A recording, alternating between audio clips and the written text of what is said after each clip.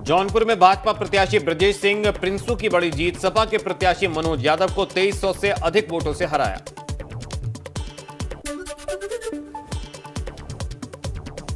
जौनपुर में एमएलसी चुनाव में बीजेपी की जीत पर जश्न का माहौल, फिर भाजपा कार्यकर्ताओं ने खेली होली। ब्रजेश कुमार सिंह प्रिंसू की जीत पर जमकर थिरके समर्थक।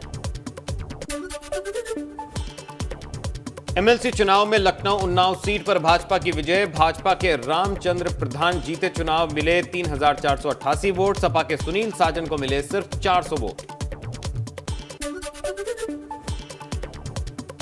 फतेहपुर में भी ढोल की थाप पर थिरके पार्टी के कार्यकर्ता, डीएम कार्यालय के बाहर बड़ी संख्या में कार्यकर्ताओं में दिखा उत्साह।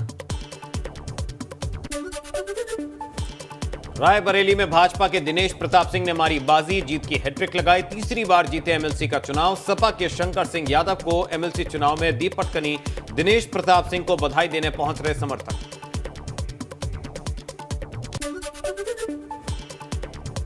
एमएलसी चुनाव में बहराइच से भाजपा प्रत्याशी प्रज्ञा त्रिपाठी ने जीत दर्ज की, सपा प्रत्याशी अमर यादव को 3188 वोट से मात दी। प्रज्ञा त्रिपाठी को मिले 3419 वोट, जबकि सपा प्रत्याशी को 231 वोट से संतोष करना पड़ा। एमएलसी चुनाव में प्रचंड जीत मिलने पर जौनपुर में जश्न में डूबे भाजपा कार्यकर्ता, एक दूसरे को रंग लगाकर जाहिर की अपनी खुशी, ढोल नगाड़ों की थाप पर जमकर नाचे भाजपा कार्यकर्ता।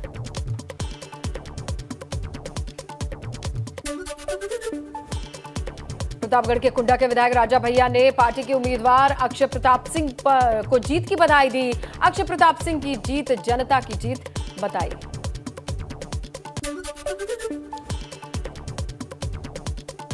वाराणसी सीट से बाहुबली ब्रजेश सिंह की पत्नी अन्नपूर्णा सिंह की जीत हुई, पीएम मोदी और सीएम योगी को उन्होंने जीत का श्रेय दिया।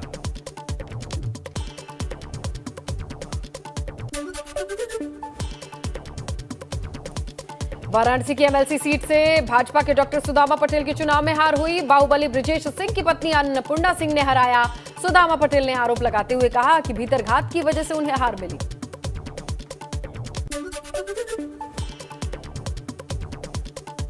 अधिकारियों कर्मचारियों को सीएम योगी के सख्त निर्देश, अधिकारियों कर्मचारियों को समय से कार्यालय आने के निर्देश, किसी भी कार्यालय में लंच टाइम आधे घंटे से ज्यादा न हो, लंच के समय से सभी कर्मचारी कार्यस्थल पर पहुंचे। यूपी को जल्द मिलेगी बुंदेलखंड एक्सप्रेसवे की सौगात, सीएम योगी ने एक्सप्रेसवे के उद्घाटन की तैयारियों के निर्देश दिए, गोरखपुर लिंक एक्सप्रेसवे के काम में और तेजी लाने के दिए निर्देश।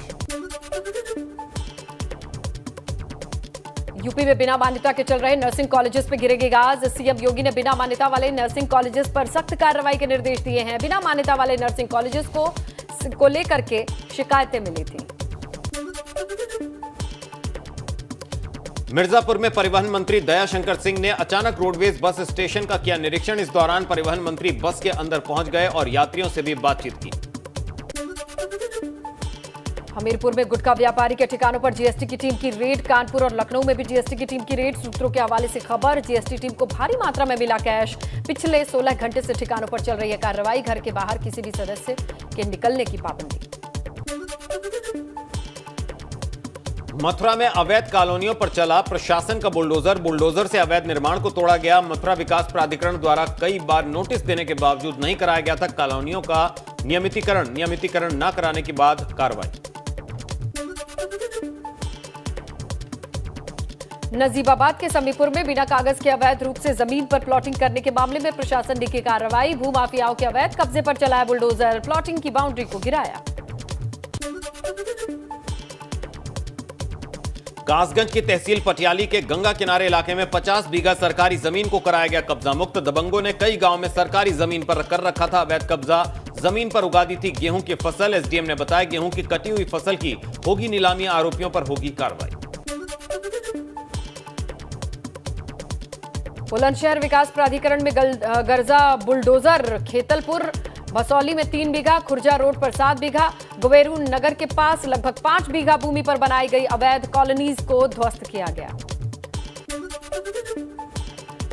नोएडा के सेक्टर 40 में एक निजी स्कूल में फूटा कोरोना बम, 13 छात्र और 3 टीचर मिले कोरोना पॉजिटिव, स्कूलों में दहशत का माहौल।